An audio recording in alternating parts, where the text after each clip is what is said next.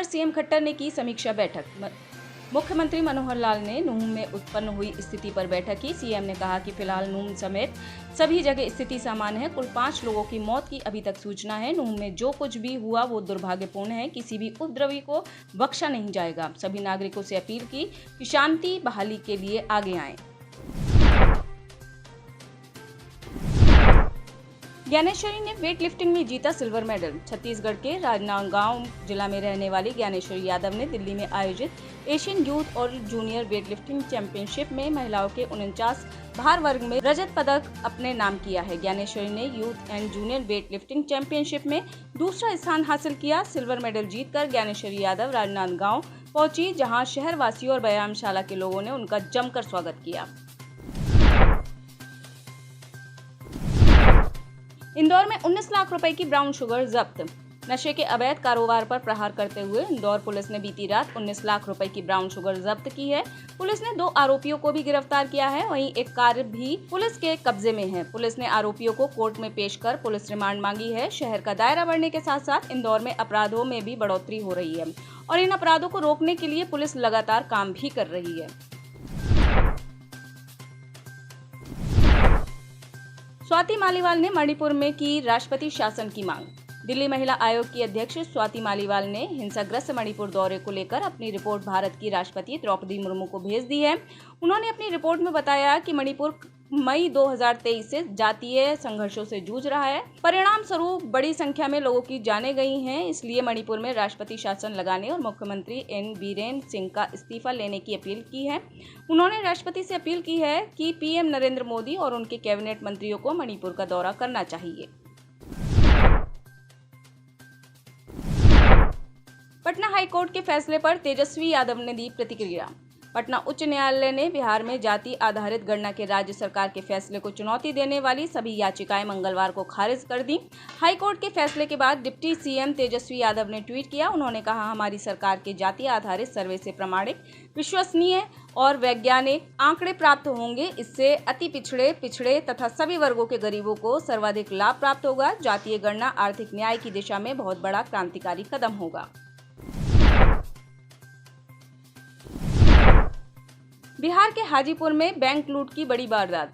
बेखौफ बदमाशों ने बिहार के हाजीपुर में एक बार फिर बड़ी लूट की घटना को अंजाम दिया है। मंगलवार 1 अगस्त की सुबह हथियार के बल पर लुटेरों ने एक्सिस बैंक से 1 करोड़ रुपए से अधिक की डकैती की है। घटना हाजीपुर के लालगंज थाना क्षेत्र के 3 पुलवा चौक की है। 2 बाइक पर आए 4 की संख्या में बदमाशों ने लूट की घटना को अंजाम दिया है। लूट के बाद कई थानों की पुलिस मौके पर पहुंची। एसडीपीओ और जिले के एसपी भी पहुंचे हैं। बैंक के अंदर जांच की जा रही है। कर्मचारियों से पूछताछ की जा रही है।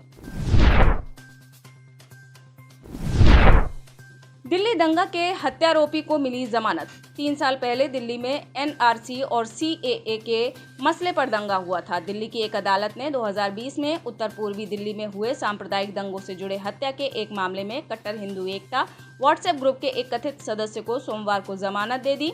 अपने फैसले में अदालत ने कहा कि आरोपी के खिलाफ पुलिस को केवल परिस्थितिजन्य साक्ष्य मिले हैं। इसकी विश्वसनीयता का आकलन मुकदमे के अंतिम चरण में किया जाएगा। धर्म परिवर्तन कर आदिल पठान बन गए आदित्य। देवास के नेमावर तीर्थ स्थित नर्मदा नदी किनारे 35 परिवारों के 150 से ज्यादा मुस्लिम लोगों ने हिंदू धर्म अपनाने का प्रण लिया। उन्होंने बाकायदा मुंडन संस्कार भी कराया। इन परिवारों द्वारा पिछले लंबे समय से हिंदू रीति रिवाज के जरिए ही मांगलिक कार्य किए जा रहे थे। मालवा के इलाके में काफी पहले से ही विभिन्न धर्मों के लोग सनातन धर्म अपना रहे हैं। राजस्थान में चिटफंड कंपनियों ने ठगे हजारों करोड़। राजस्थान में चिटफंड कंपनियों के माध्यम से हुई ठगी के मामले में लोग लगातार आगे आ रहे हैं। अब पीड़ित ऑनलाइन ठगी की शिकायत दर्ज कर रहे हैं। इन मामलों में पुलिस कार्रवाई तो कर रही है, लेकिन मामलों की संख्या इतनी अधिक है कि पुलिस को भी परेशानी का सामना करना पड़ रहा है। एसओजी के अनुसार कोटा सहित प्रदेश में लाखों लोगों के साथ ठगी की वारदात हुई। इसके बाद शिकायतें लगातार दर्ज हो रही हैं। कोटा में ही अकेले 3000 से अधिक शिकायतें प्राप्त हो चुकी हैं। मेवात इलाके में 24 घंटे के लिए इंटरनेट सेवाएं ठप। हरियाणा के नूह मेवात क्षेत्र में ब्रजमंडल यात्रा के दौरान भारी बवाल हो गया था। नूह मेवात में बवाल को देखते हुए भरतपुर संभागीय आयुक्त सांवर मल वर्मा ने भरतपुर जिले के मेवात क्षेत्र में इंटरनेट बंद के आदेश दिए हैं। इंटरनेट मंगलवार सुबह 6 बजे से बुधवार सुबह 6 बजे तक बंद रहेगा। भरतपुर के पहाड़ी, कामा, नगर, सीकरी में 24 घंटे के लिए इंटरनेट पर रोक लगा दी गई है। यह आदेश मंगलवार सुबह संभागीय आयुक्त सांवरमल वर्मा ने जारी किए हैं। नूह हिंसा के बाद मोनू मानेसर का पहला बयान। हरियाणा में नूह में हुई हिंसा को लेकर मोनू मानेसर का पहला बयान सामने आया है। मोनू मानेसर ने कहा कि मैं कल नूह नहीं गया, नूह में हुए बवाल से मेरा कोई लेना देना नहीं है। वहीं आपको बता दें कि नूह हिंसा की आग अब सोहना के बाद गुरुग्राम तक फैल चुकी है। गुरुग्राम में भीड़ ने एक मस्जिद में आग लगा दी। वहीं अभी तक इस हिंसा में 5 लोगों को मौत हो चुकी है। पुल निर्माण के दौरान क्रेन और स्लैब गिरा। महाराष्ट्र के ठाणे में बड़ा हादसा। पुल निर्माण के दौरान क्रेन और स्लैब गिरा, दबकर 17 लोगों की मौत हो गई है। एक दुर्भाग्यपूर्ण दुर्घटना में ठाणे के शाहपुर के पास एक गडर लॉन्चिंग मशीन गिरने से कम 17 लोगों की मौत हो गई और कई लोगों के घायल होने की खबर है। जानकारी के मुताबिक मशीन का इस्तेमाल समृद्धि एक्सप्रेस हाईवे के तीसरे चरण के निर्माण में किया जा रहा था। इस हादसे में 4 लोगों के घायल होने की भी जानकारी है। मलबे में अभी भी कई लोगों के दबे होने की आशंका है।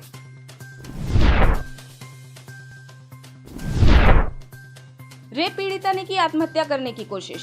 छत्तीसगढ़ के कबीरधाम में एक रेप पीड़िता ने एसपी ऑफिस के सामने जमकर हंगामा किया। रेप पीड़िता ने पुलिस पर गंभीर आरोप लगाते हुए खुद के ऊपर केरोसिन डालकर आत्महत्या करने का भी प्रयास किया, लेकिन वहां मौजूद पुलिसकर्मियों ने उसे पकड़ लिया। हंगामा कई मिनटों तक चलता रहा। इस दौरान रेप पीड़िता ने पुलिस पर आरोप लगाते हुए कहा कि वो उसकी शिकायत पर कार्रवाई नहीं कर रही है। नाबालिग से रेप के विरोध में बीजेपी ने बंद कराया सुकमा जिले के एर्राबोर में संचालित कन्या आवासीय विद्यालय में एक 6 साल की नाबालिग छात्रा से रेप के मामले में कार्रवाई की मांग को लेकर बीजेपी ने मंगलवार को सुकमा जिले के बंद का आह्वान किया है। इस बंद को व्यापारी संघ का भी समर्थन मिला है।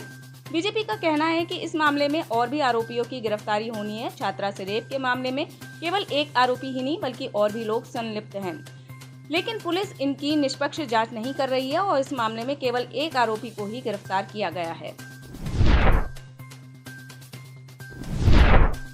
शेरा पहलवान पर बुलडोजर कार्रवाई। राजस्थान के भरतपुर जिले के बहुचर्चित कृपाल जगीना और कुलदीप जगीना हत्याकांड के बाद अब पुलिस प्रशासन और जिला प्रशासन ने विवादित जमीनों पर कार्रवाई करना शुरू कर दिया है। घना पक्षी विहार के पास स्थित खातेदारी की जमीन पर शेरा पहलवान नाम के व्यक्ति ने कब्जा किया हुआ था। मंगलवार सुबह प्रशासन ने मौके पर पहुंचकर विवादित जमीन से कब्जा हटाया। इस दौरान भारी संख्या में पुलिस बल तैनात रहा। जापान और दक्षिण कोरिया में गर्मी ने मचाया हाहाकार। दुनिया के ज्यादातर देश इस समय मौसम की मार झेल रहे हैं। कहीं भारी बारिश आफत का कारण बनी हुई है तो कहीं बेहताशा गर्मी के कारण लोग दम तोड़ रहे हैं। इसी कड़ी में दक्षिण कोरिया और जापान जबरदस्त हीट वेव की चपेट में हैं। द गार्जियन की रिपोर्ट के अनुसार दक्षिण कोरिया में लू के कारण 12 लोगों की मौत हो गई है, जबकि जापान में एक 13 वर्षीय लड़की की स्कूल से लौटते समय हीट स्ट्रोक से मौत हो गई। पाकिस्तान में हुए हमले की यूएन चीफ ने की निंदा। संयुक्त राष्ट्र प्रमुख एंटोनियो गुतारेस ने पाकिस्तान के खैबर पख्तूनख्वा प्रांत में कट्टरपंथी इस्लामिक पार्टी जमीयत उलेमा इस्लाम फजल के राजनीतिक सम्मेलन पर हुए आत्मघाती हमले की कड़ी निंदा की और अधिकारियों से हमले के लिए जिम्मेदार लोगों को पकड़ने के लिए कहा है। रविवार को पाकिस्तान में हुए इस हमले में कम से कम 54 लोग मारे गए और 100 से अधिक घायल हैं।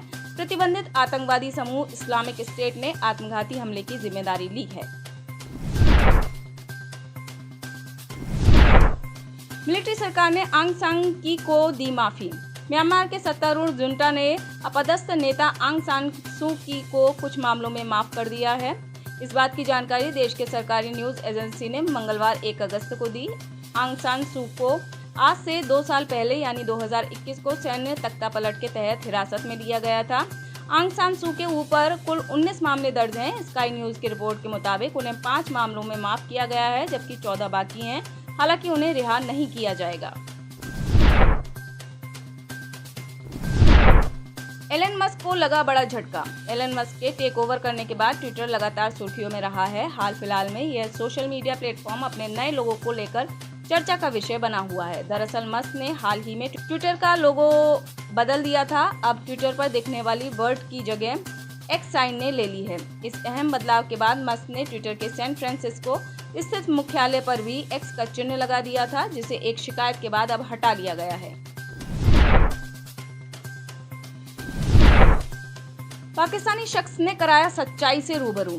बलूचिस्तान के निर्वासित सरकार के प्रधानमंत्री डॉक्टर नायला कादरी हाल ही में भारत पहुंची, जहां उन्होंने भारत के अपने समकक्ष पीएम नरेंद्र मोदी से संयुक्त राष्ट्र में समर्थन मांगा है। इस दौरान उन्होंने बलूचिस्तान में होने वाले जुल्मों के बारे में भी बात की।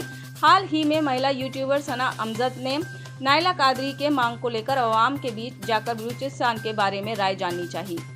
इस पर पाकिस्तान के बलूचिस्तान पर बात करते हुए एक पाकिस्तानी युवक ने कहा कि अगर हम अपने इतिहास के बारे में बात करें तो जिस तरह के हालात आज बलूचिस्तान में हैं, ठीक वैसे ही हालात 1971 में बांग्लादेश के थे। इसके लिए हमारे आर्मी जनरल ही जिम्मेदार थे और बलूचिस्तान की स्थिति के पीछे आर्मी ही जिम्मेदार है।